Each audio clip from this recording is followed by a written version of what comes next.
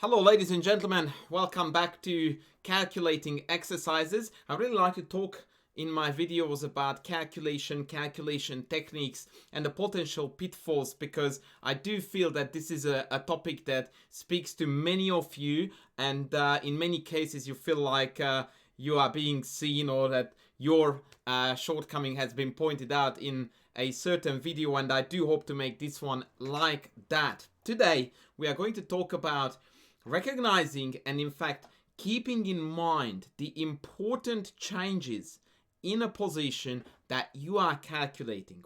Very often I find that my students calculate absolutely correct lines, correct moves, and yet they either misevaluate the position or completely ditch a line simply because in their otherwise correct calculation they misvisualize a piece, or they do not reckon with a change in the position that happened in that line, and therefore the attached evaluation is incorrect. Let me show you exactly through a couple of examples what I'm talking about. This one is a position that I saw a couple of hours ago actually on Twitter, which I still maintain my opinion about, that it's an absolute goldmine for chess stuff. So I very highly recommend you to follow Chess Dudes on Twitter. This is a black to move and win puzzle, and when I attempted solving it, I very quickly, of course, hit upon rook a3, like many of you would, as the initial idea. And that's not really even the challenge. The challenge is to figure out how to mate after queen takes bishop e4 check and let's say king g4. And if you want to do that now, I invite you to do so. Otherwise you can just tag along and see what's going on. So the way I see this puzzle going wrong for a lot of people is that after rook a3, queen a3, bishop e4, king g4, they find bishop g2, which cuts off the king to go to the h-file. Let's say they go king g5, queen e5, queen h5, queen g4. And this is where things can get funny, because we might realize the queen f5 check when the king has to go here. And now we go like, where is my mate? If we go queen check here, the king comes out here. And at this point, it's very easy to get lost in the details and not to recognize a very important little detail. And that detail is that this pawn is gone.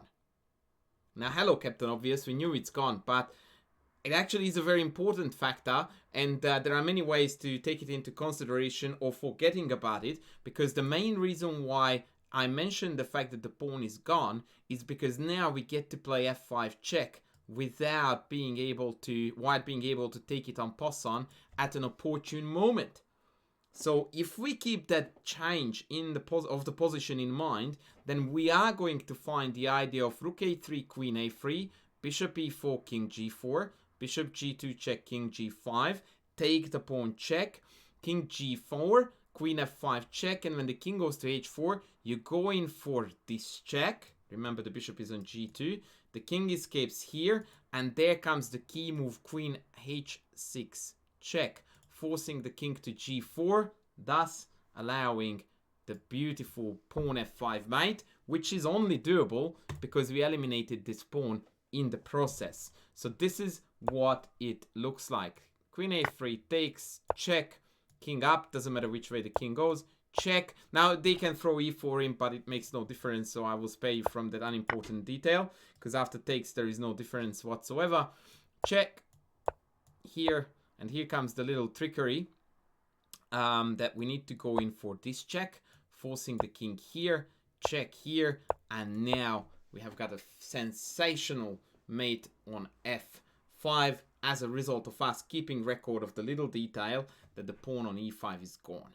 Let me model the same concept in an even more spectacular and at the same time also more suitable example for the topic I'm discussing. This is a white to move and win puzzle. And again, I can guarantee you that I could hardly finish my sentence. You already were looking at queen takes g6 ideas, because you see the discover check, you see the chance that the king can be lured out, yada yada yada, all good.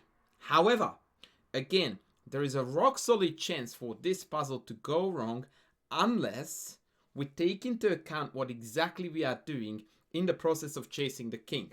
If you would like to, give it a crack and try to see if you can solve it. Otherwise, work with me and I will show you where exactly the wheels are falling off for some people who try to solve it. They will go like this. Queen check, king takes, knight e5 double check, forces the king to go to f6. And at that point, many of them would go like, okay, take, king f6, I'm all good, rook f2 check. Actually, you know what? No, I will go back because it's better to demonstrate it without playing it up. So check, takes, check, king here, king e7. And at this point, some of them, after king e7, would go in for check and win the queen, committing the greatest sin ever possible committable, which is that you are chasing a king after a queen sack for nothing, by the way, pawn, and then you're trying to cash in on material. Always the worst thing to do, and it never works because you can't really rake enough material back in. You need to chase that king. Anyway, so after rook f2, king e7, very often what tends to happen is that they forget about the fact that e5 has been captured, and so there is an open e-file to work with. Yes, there are two white pieces on said open e-file, but they are white pieces, not black, so it's our control, in our control, how we clear it up. And then you go check, which actually has to be captured by the queen, and bishop g5 is a double check, checkmate.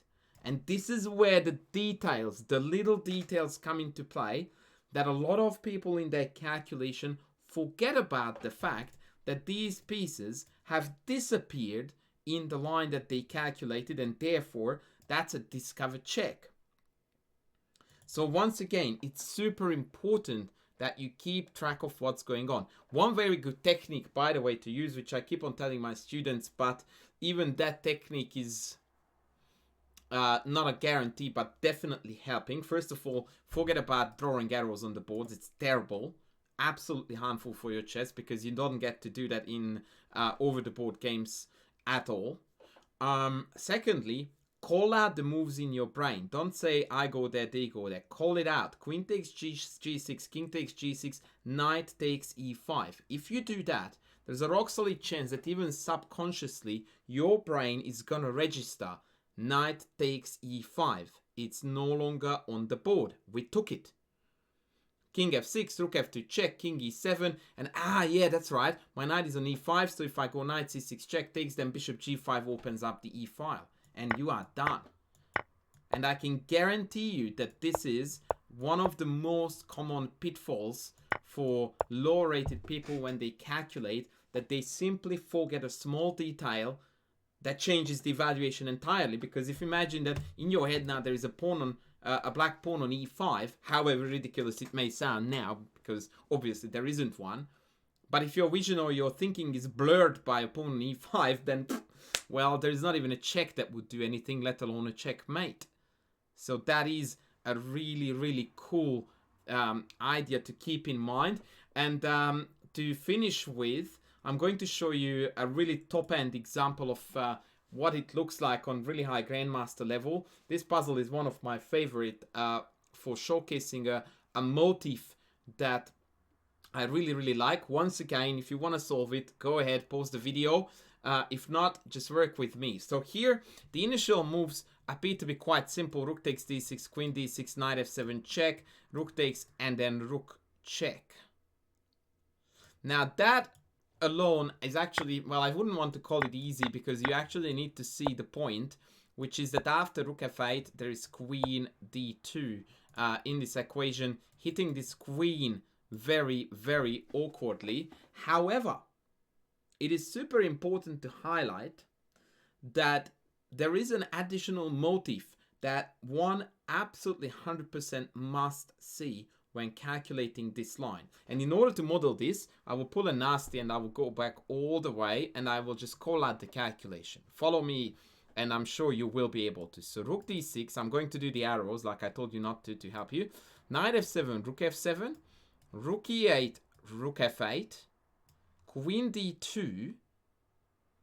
What do we do now if black just goes like, well, I have already taken enough material, I will just take f5, and when you take the queen, I will just take the rook. And in that position, black has actually, even if we count the knight hanging on c5, even if white does take it, it's 2 rooks for the queen. And black has a bishop on f5 and ours is on b2. Well, that's not much to write home about, is it?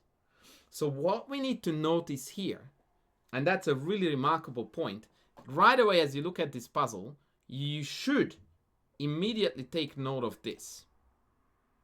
That your bishop is lined up with their king. That means that this pawn can be pinned and targeted. And in fact, in this marvelous variation, we actually managed to clear out this entire diagonal, and consequently, the bishop takes f5 try, fails miserably, not to queen takes c5, but to a mate in 2 on h6. Now that is the motif that you need to be aware of as the little change, which basically nothing else in the puzzle but simply 2 pieces being eliminated in the solution and clearing up this diagonal. So again, the small detail is there, but you need to be attentive and you need to take note of that change. That, oh yeah, I cleared out the long diagonal, so now after the sensational queen d2, which can't be captured because of back rank mate, not only am I threatening this, but also this, if the queen is not guarding that anymore. Sensational, absolutely beautiful. I think the game continuation was, by the way, queen f8, just to be historically correct. And after takes again, the insanely cool winning move is queen d2. And shockingly enough, black does not have an adequate defense against queen takes h6, other than king g8, whereupon queen d4 creates a double attack here and here. Black defends the mate, and we are going to come out with an extra piece, and white wins. Once again, without the awareness of the long diagonal motif, this puzzle is not solvable. So that was my big talk about the little details. The technique, in my opinion, the best one I can recommend you is to call out the moves so that you become more alert to what gets captured, what has moved, so that it's not there on that square. And that way you can actually avoid a great deal of misvisualization. I hope that this video was indeed useful. Don't forget to like, to sub, to comment below, and I will be back with more soon. Thanks for watching.